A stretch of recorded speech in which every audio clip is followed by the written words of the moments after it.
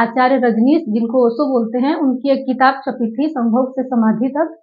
तो लोगों ने क्या किया कि संभोग पकड़ा, ये लोगों की मूर्खता है कहीं न कहीं, क्योंकि उनका जीवन पूरा संभोग में बीता है, तो वो संभोग नहीं पकड़ेंगे, समाधि को का अनुभव उन्होंने किया नहीं है, तो समाधि को जानने का प्रयास भी नहीं किया है, समाधि होता क्या है, उनके मन में ये भी प्रश्न नहीं आया, तो समाधि उन लोग के लिए नया शब्द है, कुछ जानते नहीं हैं, उन्होंने क्या पकड़ा संभोग, क्योंकि संभोग से सभी परिचित हैं, किसी को बताना नहीं पड़ता है।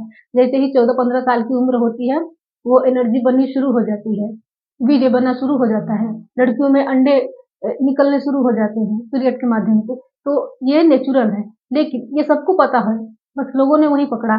अगर वो बोले कि संभोग से समाधि तक, समाधि की ओर, तो इसका मतलब क्या हुआ कि अगर आप बीमार हैं तो उपचार करना जरूरी है, बीमारी से उपचार की ओर, तो वो उपचार की बात कर रहे हैं ना कि संभोग की। आप संभोग में उलझे हुए हैं, बस इसीलिए वहां से वो निकालना चाह रहे हैं आपको, तो वो बुरे हो गए, उनको भी वैसे ही मारा गया जैसे बुद्ध को मारा गया, जीसस को मारा गया। तो सत्य बोलने वाले बहुत ही, उनके बहुत सारे दुश्मन हो जाते हैं, बहुत विरोधी हो जाते हैं, जैसे आज आचार्य प्रशांत के लोग विरोधी हैं। होता है, सत्य आप बोलेंगे तो आपके विरोध में सारे जितने भी झूठ लोग हैं, झूठे लोग हैं, सब विरोध में हैं, और सत्य तो एक ही इंसान को मिल पाता है, बहुत कम लोग सत्य को जान पाते हैं, बाकी सब झूठ में जी रहे हैं, कोई मतलब नहीं है उनका।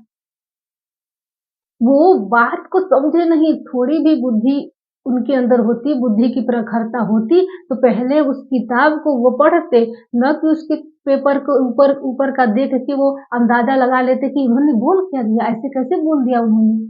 और उस समय में जहाँ के संभोग का नाम भी लेना कहीं न कहीं पाप है, कर रहे हैं तो पाप नहीं है, नाम ले लिए, अरे बाप रे! कैसे ले लिए? कैसे बोल दिए? वो भी चित्र छाप दिया गया है, वो भी खजुराहो मंदिर का, सीधे संभोग करते हुए चित्र। तो लोगों के मन में एक अजीब-सी बात पैदा हुई कि ऐसे कैसे कर सकते हैं? जो कि कहना नहीं चाहिए, वो बात कह दी। अरे जो आदमी सब बात पे बोल रहा है, सब विषय पे बोल रहा है, उस पे भी बोलेगा, संभोग पे भी बोलेगा।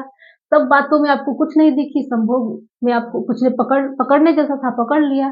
तो मूर्ख लोग वही होते हैं जो कि चीज़ें छोड़ने योग्य हैं, वो पकड़ लेते हैं, और जो पकड़ने योग्य है, उसको छोड़ देते हैं।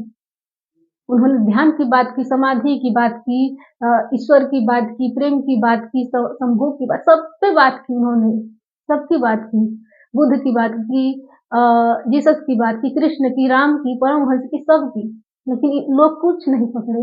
अष्टावक्र महागीता की उन्होंने बात की, लेकिन जनक पे बात की, लोगों ने क्या पकड़ा? सिर्फ संभोग पकड़े, तुच्छ बात, जो कि जीवन में उसका कोई मूल्य नहीं है, कोई अर्थ नहीं है, 2 क्षण का काम होता है, लोगों ने उसे ही पकड़ा। अब उसको क्या बोलेंगे? मूर्ख ही बोलेंगे, क्या बोलेंगे? जो पकड़ने योग्य था वो तो पकड़े नहीं, जो छोड़ने योग्य है वो पकड़ लिए।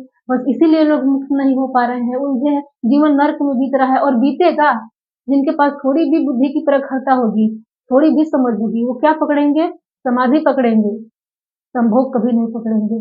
तो आपके पास भी थोड़ी-सी बुद्धि की प्रखरता है। आज के लोग जागरूक हो रहे हैं, नवयुवा थोड़ा जागरूक हो रहे हैं, बहुत अच्छी बात है कि जो समझने योग्य है, समझ रहे हैं, और समझना बहुत ज़रूरी है, क्योंकि समझ से ही जीवन में कुछ नई क्रांति घटती है, कुछ नया होता है, कुछ परिवर्तन होता है।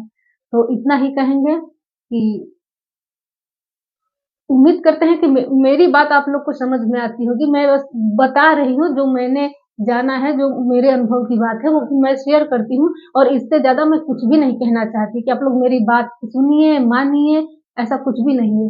जो आपके भीतर प्रश्न है, उस प्रश्न का उत्तर आप लोग स्वयं ढूँढिए। इतना ही कहेंगे, धन्यवाद।